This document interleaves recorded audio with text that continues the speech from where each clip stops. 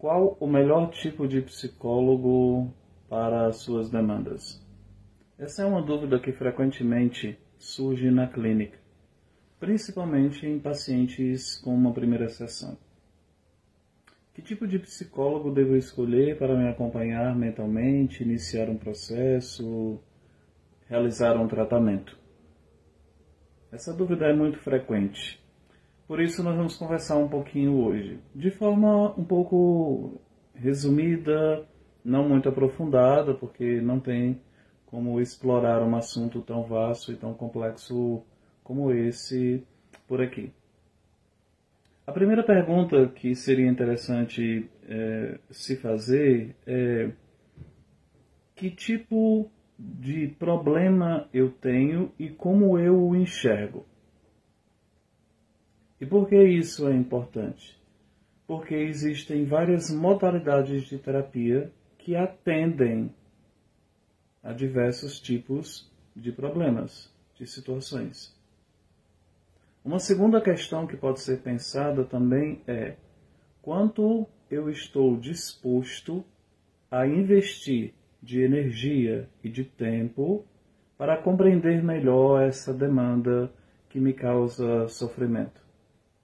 Um terceiro questionamento também seria: até que ponto eu estou disposto a ir na terapia para me conhecer e elaborar profundamente essas questões que me causam dor, angústia e sofrimento?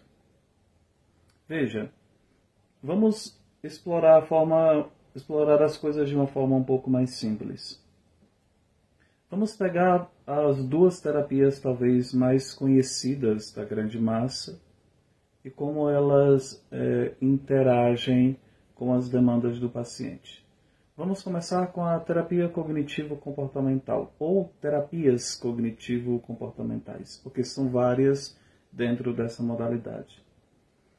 Essas terapias têm uma visão de ser humano que coloca o ser humano dentro de uma posição muito administrável, admoestável, que carece de orientação. Como o próprio nome sugere, essas terapias induzem as pessoas a transformarem o seu comportamento a partir da mudança de mentalidade, de crenças e daquilo que a pessoa carrega pela sua história. Normalmente, nessa modalidade de terapia, o que se vê com muita frequência são psicólogos que assumem um protagonismo sobre a vida do paciente. É uma terapia extremamente diretiva, que conduz o paciente para lá ou para cá. E é uma terapia onde você está focado no que é fenômeno, no que é existência, no que é comportamento, naquilo que é visível, palpável. Essas terapias são reconhecidas cientificamente, elas funcionam, elas são muito boas para determinados casos, para determinadas demandas e para pessoas que buscam soluções um pouco mais rápidas, sem se aprofundar muito em suas questões. Vamos falar também de uma outra modalidade de terapia, talvez a mais antiga que exista, que é a que eu sempre me identifiquei. Embora em algum momento ali na faculdade tivesse as minhas rusgas, as minhas brigas e os meus questionamentos com a própria terapia, que é a psicanálise. Se pensarmos a nível de história, a psicanálise foi a primeira terapia. Tudo é proveniente dela. O Freud foi aquele cara que virou o paciente para a sua frente e sugeriu que ele batesse um papo para entender o que de fato estava acontecendo. A psicanálise é uma terapia mais profunda. Ela não se dedica somente àquilo que é visível, palpável, comportamental, que pode ser enxergado a olhos nus. Ao contrário, a intenção máxima da psicanálise é justamente ir atrás daqueles espaços que nós nem sabíamos que existíamos em nós. É o levantar do tapete para ver qual é a cor e o cheiro dessa poeira. É explorar de forma profunda a relação que tivemos com os nossos primeiros amores, o pai e a mãe. Isso significa assumir um protagonismo da nossa própria vida, dar uma olhada não somente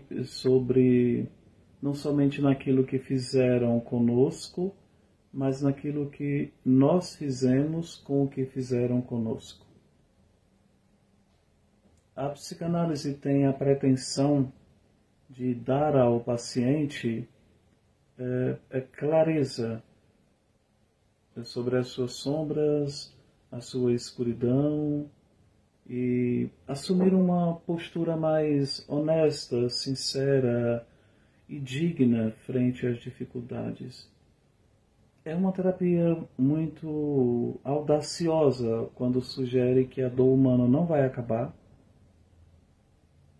que não é possível livrar-se por completo da ansiedade, porque ela é algo biológico, nós vamos ter que lidar com ela.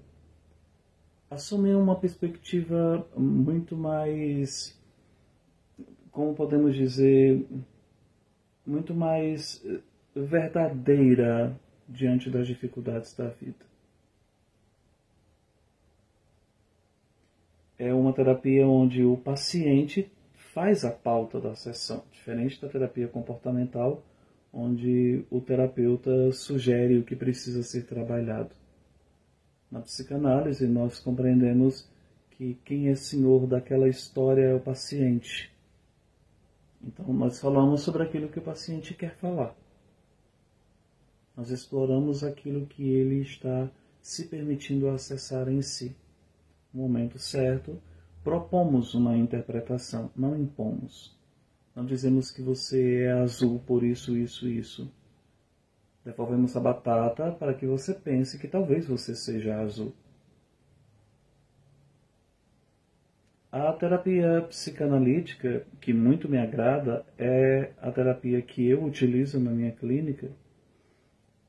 Ela tem esse aspecto de profundezas, de reflexão, daquilo que é subjetivo, daquilo que a gente não consegue ver e que às vezes nos atormenta.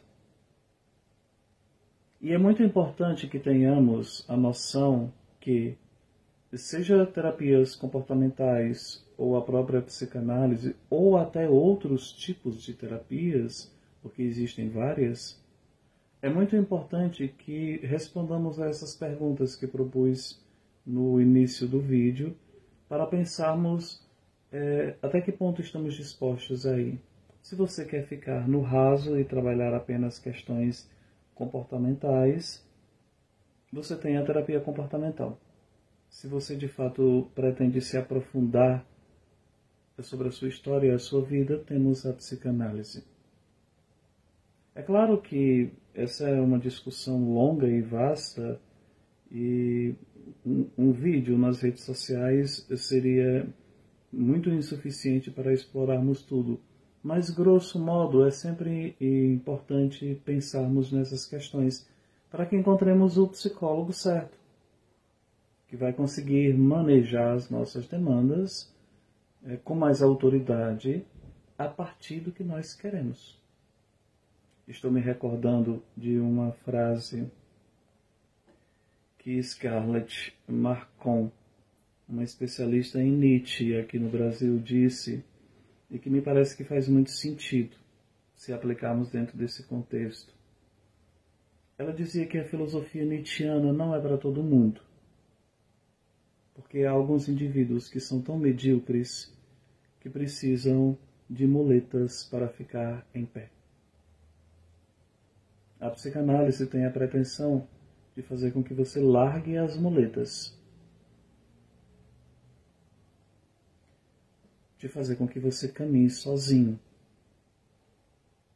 entendendo a sua história e de como você pode ser feliz com ela.